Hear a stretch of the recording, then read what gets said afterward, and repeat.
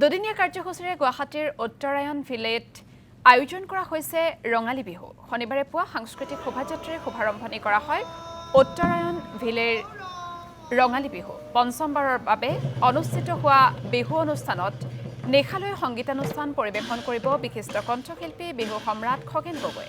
সাংস্কৃতিক শোভাযাত্ৰাৰ পূৰ্বে জুবিন গাৰ্গ আৰু ডক্টৰ ভূপেন হাজৰিকালৈ শ্ৰদ্ধাঞ্জলি জ্ঞাপন কৰে আয়োজক সমিতিয়ে।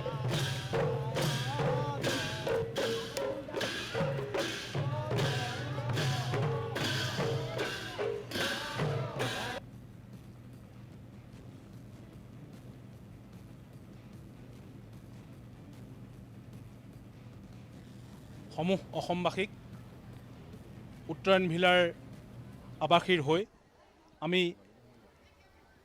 বহাগ বিহু আৰু অসমীয়া নৱবৰ্ষৰ মান্য অনুসাৰে সেৱা শ্ৰদ্ধা আৰু ওলগ জনাইছোঁ। আটাইতকৈ ভাল কথাটো হ'ল যে জাতীয় সংস্কৃতিৰ অনুষ্ঠান যেতিয়া আমি ইয়াত অনুষ্ঠিত কৰোঁ, ইয়াত প্ৰতিজন আৱাসী ইয়াত একত্ৰিত হৈ একাত্ম হৈ আমাৰ জাতীয় উৎসৱটো খুব সুন্দৰভাৱে খুব মিলাপ্ৰীতিৰে ইয়াত অনুষ্ঠিত কৰে।